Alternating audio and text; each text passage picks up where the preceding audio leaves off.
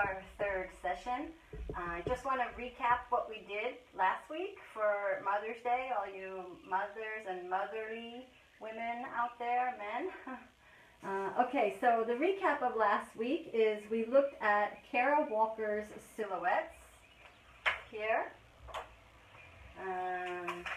If you didn't have paint, then we used food coloring, and the same goes for today. So if you don't have any kind of the temper paint, then you can always use the watercolor, okay? The food coloring. But that stains things, so be careful with it, okay? And we also looked at Romeo Bearden's Collage, and you could take a photograph, or I printed an image from my computer, and it's of my son, and we just kind of collaged, and it was snowing in New York in May, so we added some snow last week. Okay.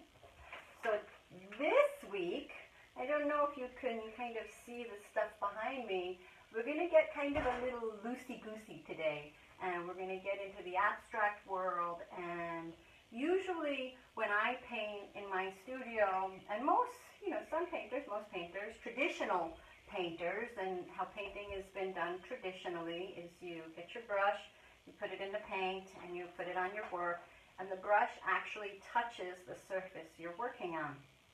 And there were these group of painters that kind of changed the way painting happened.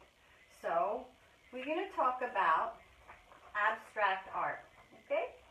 Abstract art is not representational. So what does that mean? It means that the artwork is made from line, color, form, and texture. It's not a painting of an apple where you can say, hey, apple. Even though in the abstract work you might see something that reminds you of something, that looks like something, but that's not the intention, that's not kind of what the artist is trying to do. That might be kind of like a happy accident that you might see something, but they kind of want the artwork just to be based on line, color, form, and texture. Then we're going to kind of go into abstract expressionism. Well, what is that? Abstract art is this, and then abstract expressionism is more to do with feeling or emotions. Like how would you paint an emotion? That's really kind of a new way to paint. Then we are going to start, our first project is going to be on Jackson Pollock. Jackson Pollock sort of changed, in some ways changed the way painting was made two times. So once he didn't touch the canvas, the brush to the canvas, but he also changed it because traditionally your artwork sits on an easel when you're making your artwork. What Jackson Pollock did was he took it off the easel and he was able to work on all four sides. Now you can do that traditionally when you're working on a canvas by rotating, rotating, rotating, rotating. But what he did, and he took it off the easel, and what other artists did, the abstract expressionists, is they took the painting off the easel and he had access all around, and he worked on all different sides. So maybe there wasn't really a top when he was working. Then he decided later which way it was to hang. But in the moment, he kind of worked all around the painting at the same time. That painting is called an all-over painting, and it's an action painting. He's so into it, and he's putting paint down, and he's really like getting a workout making this painting. Another thing I forgot to tell you is that Romeo Bearden also, he attended the League, and Jackson Pollock also attended the Art Students League. So these are two artists that studied in the same rooms where I've taught in, I've learned in. It's pretty amazing. The Art Students League's an amazing place. Okay, back at the ranch with Jackson Pollock. So maybe Jackson Pollock's work kind of looked like spaghetti or kind of crazy wiggly lines like this. This is his Autumn Rhythm number 30, and it's 1950. He made it in 1950, and it's 105 inches and 200 by 207 inches. So it's rather big. The abstract expressionists, their work was really large. I mean, maybe if I bring this closer, it gets bigger. But when you see one of his paintings in real life, you feel like you can enter into the painting. It's huge. It's so big. Like if I made one of those paintings in my house in the studio, we wouldn't be able to get it out of the house. You have to take it off the stretcher, roll it up, and then, bring it to wherever it's going. So it's really, really big work. So we're going to start with our Jackson Pollock. What do I have here? On the table, I have the 3-year-old birthday party tablecloth, the plastic tablecloth to keep the table kind of safe.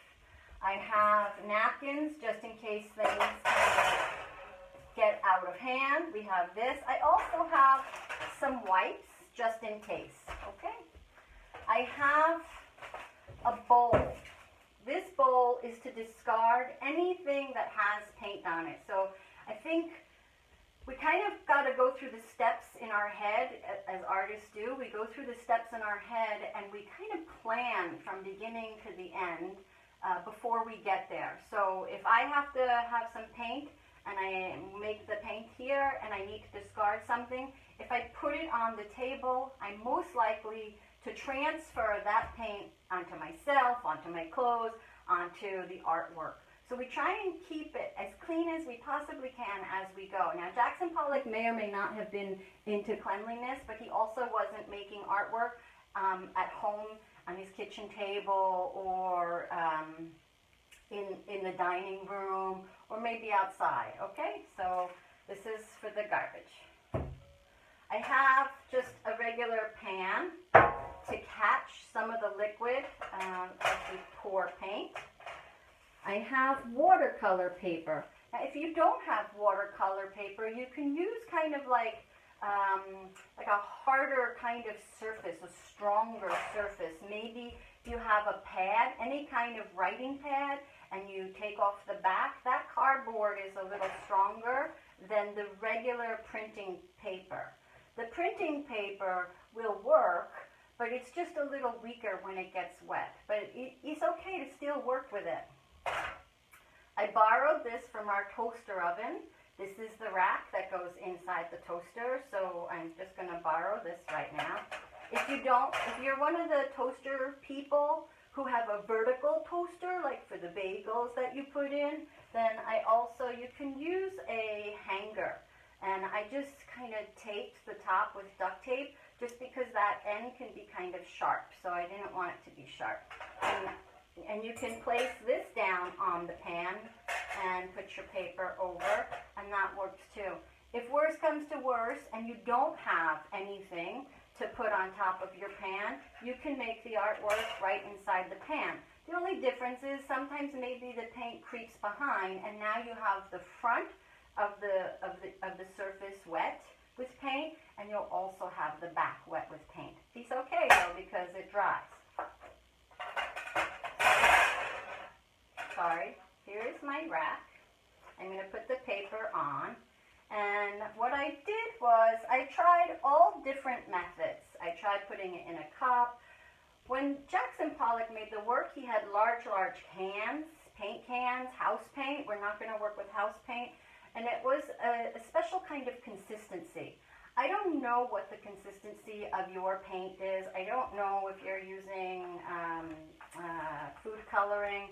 So the best way I figured out, and I'm not a big fan of plastic. I don't use even plastic water bottles. So this was the best that I can do because there's so many variables out there. And so I put some paint inside inside of a baggie. And what you're going to do is you're going to make sure it's sealed. And you're going to let all the paint go to one side, right? You're going to cut just an itsy bitsy piece off of the other end, the end that doesn't have the liquid.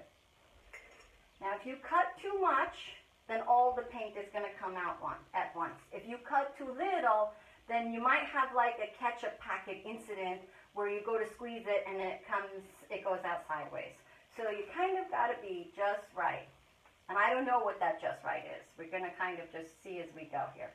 So I'm cutting just a little bit. And there is no flinging of paint on the walls, on the floor. Whatever we do, accidents happen.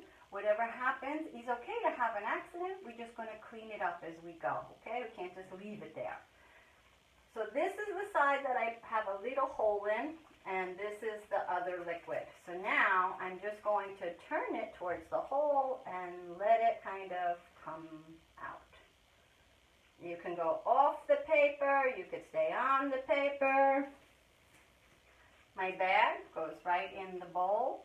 I guess I saw that Rachel Ray does that. She puts a bowl. When I was pregnant, Rachel Ray was always on in the doctor's office. Always. Same thing with our next color. So I have paint. I watered it down just a little bit. I'm going to cut the opposite end. Just a teeny, teeny bit. And I'm going to pour with the blue.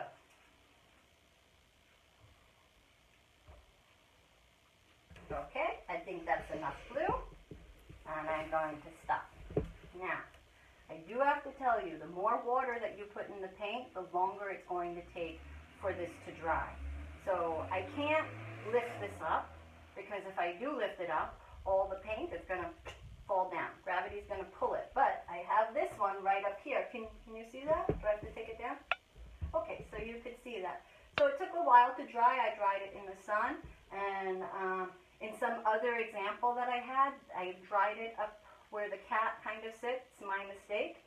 And the cat's paws kind of went in the paint. Non-toxic, so we're okay. All right, so now I'm going to carefully move this. What's the best way to move this, because it's so wet? Take another surface and just kind of drag it over and then let it dry. So that's our Jackson Pollock. Now Jackson Pollock, as you can see, used kind of brown, white, black kind of tones. He toned the paper to begin with. If you want to do that, go right ahead. I just thought, why not a little more color?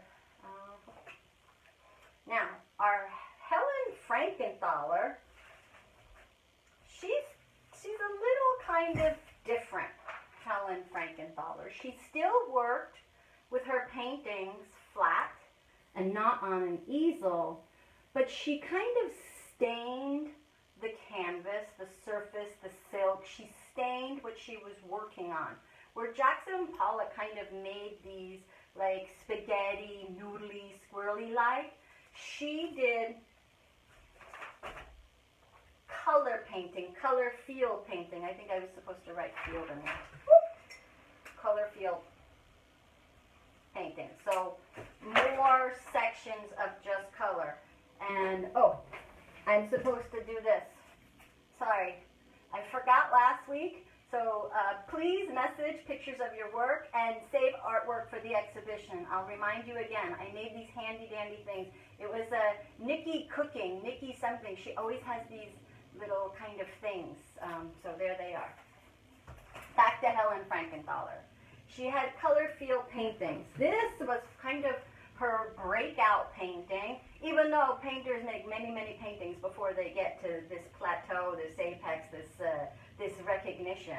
So this is called Mountains and Sea. Over here is sort of supposed to be where the sea is, and these are supposed to be the mountain. But because she's an abstract expressionist, abstract painter, these are not kind of your typical mountains. One would not see this and be like, oh yeah, that's a mountain.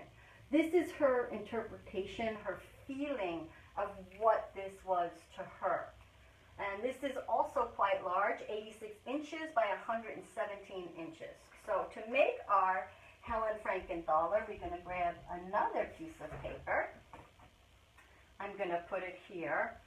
And I put paint in and I added a little water. You want to dilute the paint.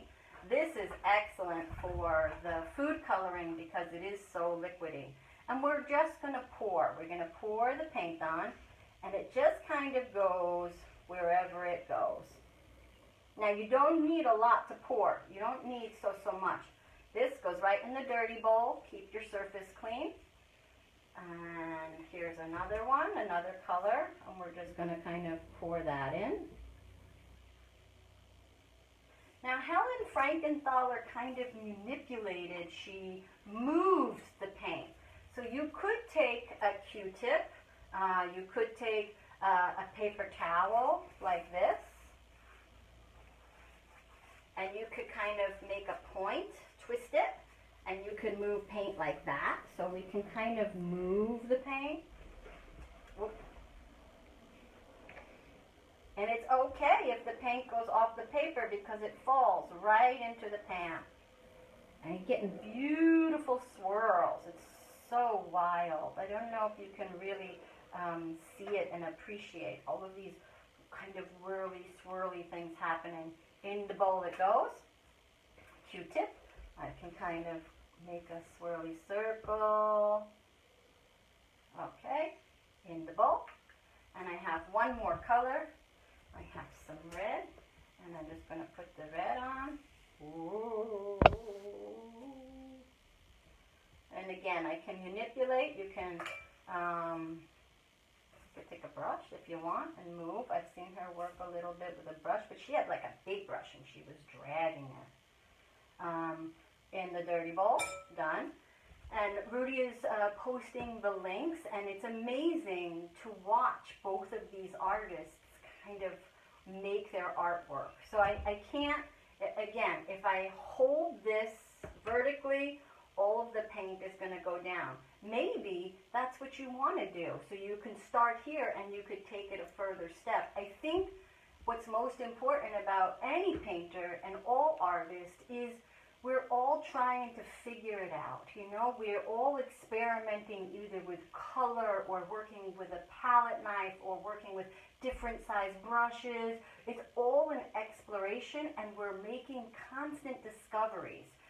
Sometimes we like what we discover more than other times, and you keep what you want and you discard the rest. So if you want to get your Helen Frankenthaler and kind of just pick it up a little and move it, you can do that too.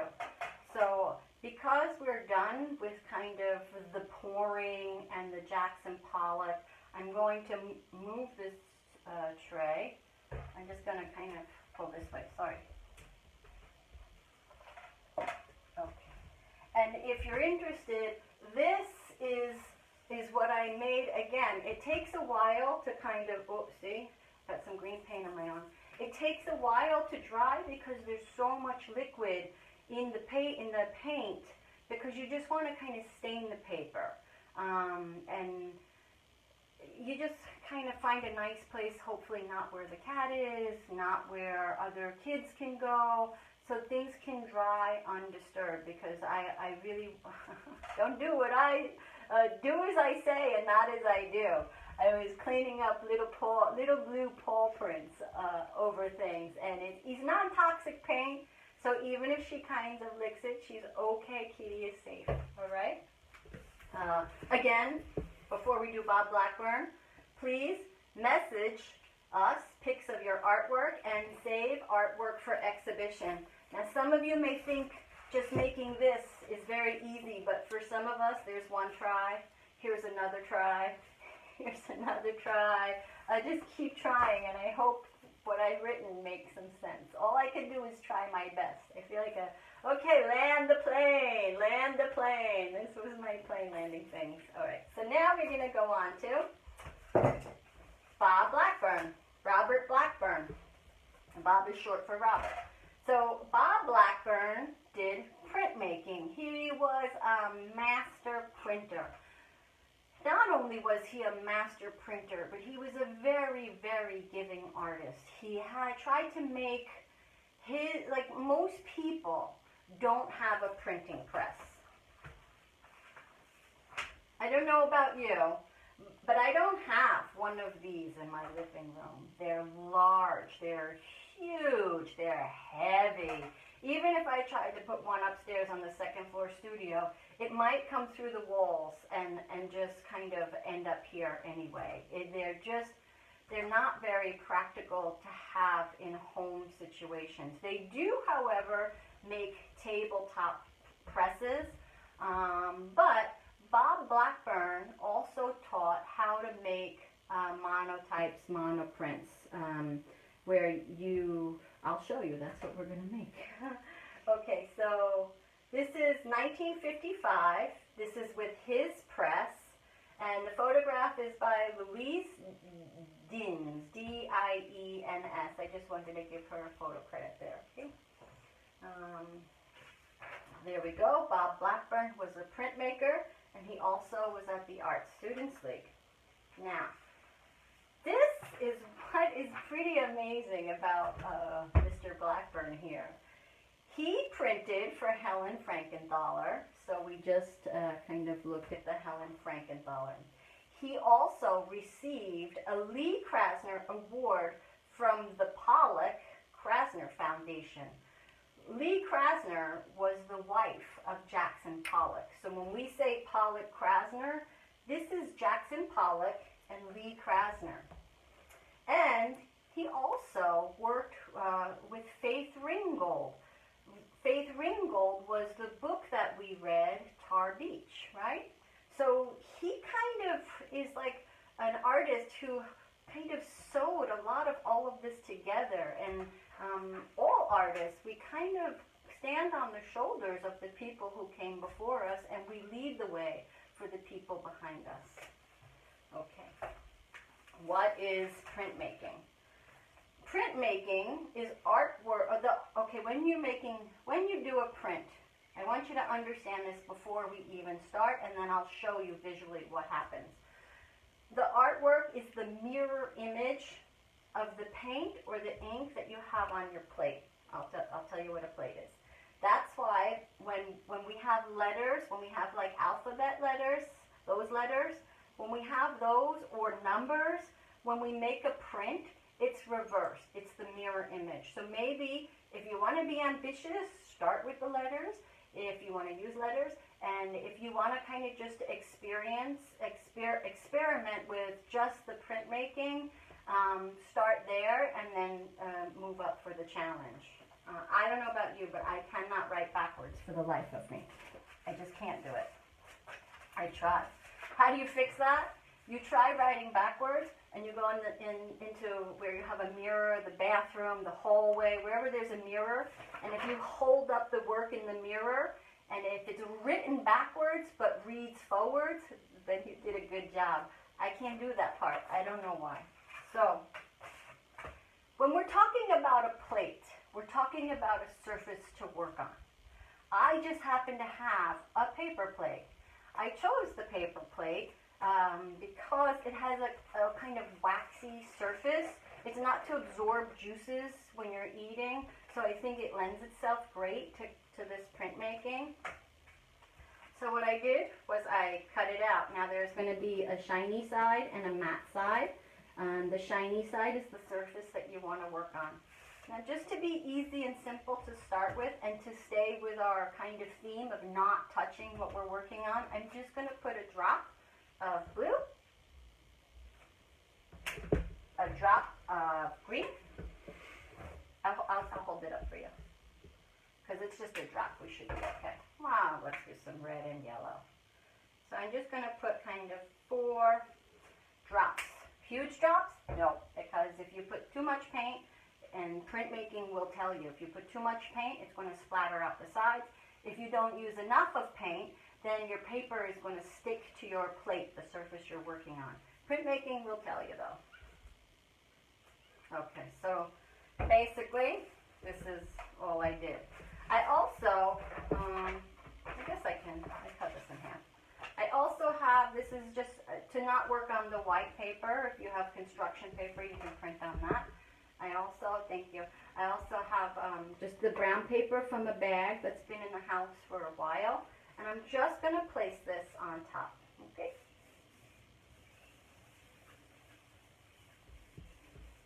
And you just rub with your fingers. So I'm just taking it and just rubbing with my fingers. And then I'm going to pull it off. Oh, I worked on the side that had acne written on it. That's okay. We could cut it off or leave it. So this is one print. Then you can take another color, another sheet, and you can still work with the paint, the ink, the paint that's there already. And if you put it on top, you have a ghost print.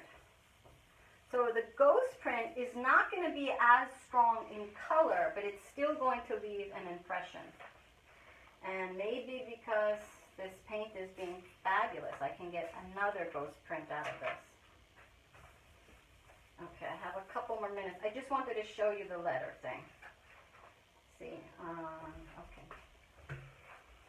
So the paper plate, even though it's stained, I can just kind of wipe it clean, and we can reuse it. So here's the letter E. I just wanted to show you how the letters work. If I make a letter E forward,